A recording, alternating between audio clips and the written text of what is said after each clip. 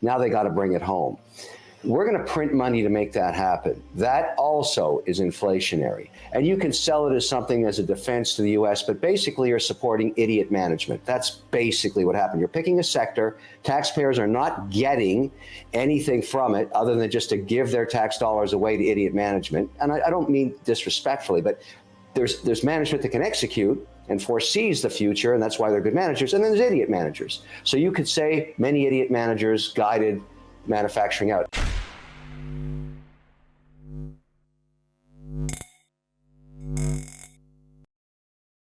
Hey guys, welcome back to the channel. Today we have American investor Kevin O'Leary on inflation and the coming crypto policies. O'Leary says that inflation was caused by the massive overprinting of money during the pandemic. Concurrently, if you ascertain when the presses will stop, you would be predicting a new leg up in the market. O'Leary says that since Congress's new anti-inflation bill is a spend across 10 years, it would maintain an inflationary posture and the Fed would keep increasing rates, which is terrible for the equities market. He believes the global management intels made a massive mistake by moving all of their manufacturing offshore, which dramatically decreased the US production rates. Let's listen to this interview with Kevin O'Leary as he gives his take on the upcoming crypto regulations. Don't forget to like and subscribe if you enjoy the content we do here on this channel. Let's get right into the video. You think about what occurred during the pandemic, which is unprecedented in any economy's history, to take that much and print it in basically 30 months and not to expect inflation.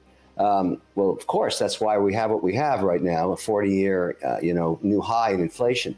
But at the same time, if you could figure out the printing presses were going to stop, you would be forecasting a new leg up. And here's my thinking on this. There's two bills right now in front of Congress. And so one is a watered down version of Build Back Better. They're calling it anti-inflation, but everybody knows is a joke. This is very inflationary, but it's a spend over 10 years.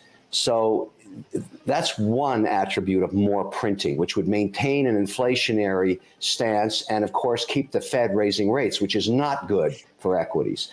And then there's this interesting situation in the chip bill where we're going to spend billions of dollars. It's, again, free money from a helicopter going into the Midwest to try and catch up with what's happened in our lack of ability to manufacture semiconductors. Now, cut it to what it is. It means that management, the Intels of the world, the AMDs, they made a mistake. They moved all their production offshore decades ago. Took the U.S. down from 32% of manufacturing down to less than 10. Now they got to bring it home.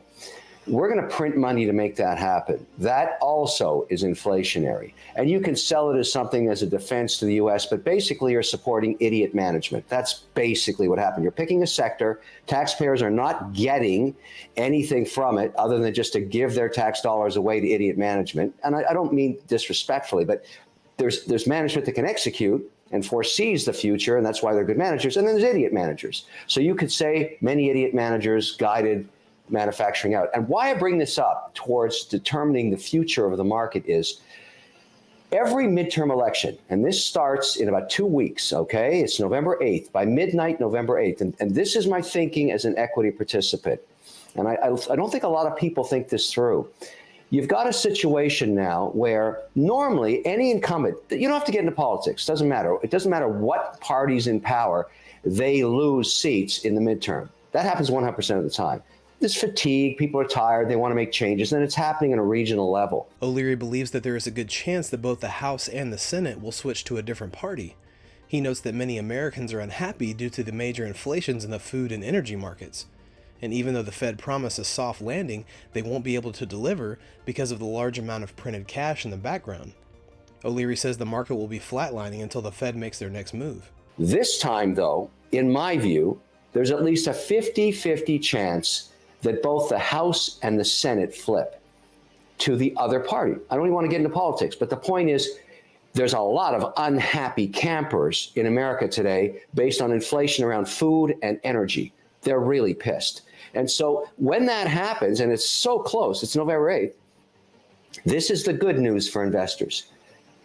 After that night, there will be total gridlock in Washington for the next 2 years. There will not be a single piece of legislation passed. It will be impossible to get anything done, and that's a great thing. That's a wonderful thing because markets love Washington gridlock. And I think whether you want to say it's PE expansion or earnings expansion, and it may be both, we're going to continue this leg up. Now, not 30%.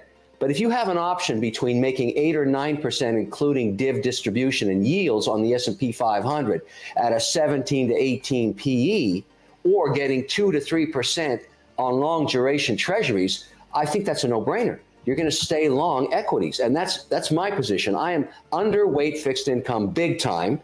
I don't care when the Fed stops raising. That's another debate. Do they do 50 basis points? Do they 75? We're going to find that out. They may do 50. The narrative has changed to a soft landing for the first time in decades. Nobody gives credit to the Fed for ever delivering a soft landing because they never do. Maybe because of the backwater of all this printed cash, they have that opportunity to do this. So bottom line is, so I make it very clear, bottom is in. We're going to be flatlining for a while we wait to see what the Fed does. But if we get what I think is going to happen November 8th, Katie, bar the doors. Gridlock in Washington is a wonderful, wonderful thing. Take, for example, what's happening right now in this Build Back Better inflation bill. They're adding a 1% tax to stock buybacks. Why would you do that? Why would you do that? Then they put a 15% minimum corporate tax in the U.S., an idea floated by Yellen all around the world. Nobody followed her. Now the U.S. is less competitive. The politicians damage bull markets. They've never run businesses. They have no idea what they're doing. They're just throwing this stuff out there to raise money. I don't want to be a cynic, but it's a fact. They have no idea. And so they put these crazy policies in place. The more you keep chipping away with stupid policy, the more damage you do long term to your economy. Now, this 15% minimum tax does not help equities. It doesn't. It's just going to have companies contort and try and figure out how to get around it. Bottom line. The IRS, 88,000 more agents, that's just going to hassle small businesses in America. Not a good thing. So bad policy. The whole point is when you have a situation where Washington can move policy, more than 50% of it is bad policy. When you have total gridlock, they can't do anything. They can't damage anything.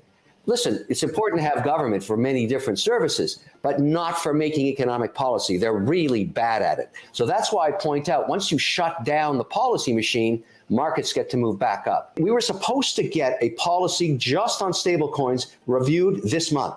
They pushed it, and I'm talking about now on the Hill in Washington, they pushed it to September to consider it. You got to remember, there's Haggerty, there's Loomis, there's Toomey, and Toomey is going to retire in January. He wants to get one piece of policy done. He wants to get stablecoins regulated. And the policy they're putting forward, I've been spending a lot of my time in Washington on these bills. And I'm not the only guy doing this. And I'm totally transparent on my interests here. I want to get some kind of payment system for my global businesses when we're transferring cash. I want to use USDC between here and Geneva. We index. I have an indexing business. So we're constantly, every day, taking US dollars, ACHing it over to Zurich. They charge me a fortune for that. It takes 36 hours sometimes. Then they nip me on the FX trade when I go into Swiss francs and buy a Nestle or a Roche or whatever I'm buying to index it. And then they me again on the way out. I could completely eliminate that with a payment system. And everybody knows that. So there's a lot of utility. Second reason you got to be bullish here is this.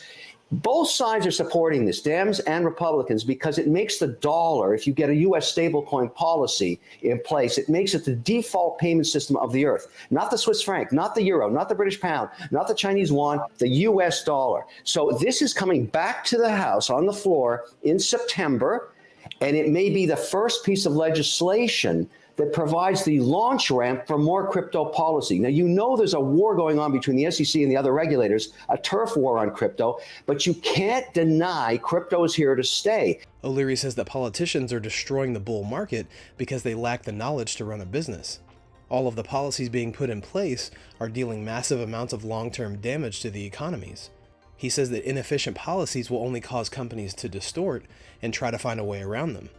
O'Leary knows that everyone wants regulation because once an American stablecoin policy is established, the dollar will become the global default payment system. O'Leary feels that once the first piece of legislation is in place, it will pave the way for even more crypto regulations. What do you guys think about Kevin O'Leary's opinion on the crypto policies being put forth? Let us know in the comments below. Thanks so much for watching. Don't forget to like and subscribe. This is Library of Wealth. We'll see you in the next video.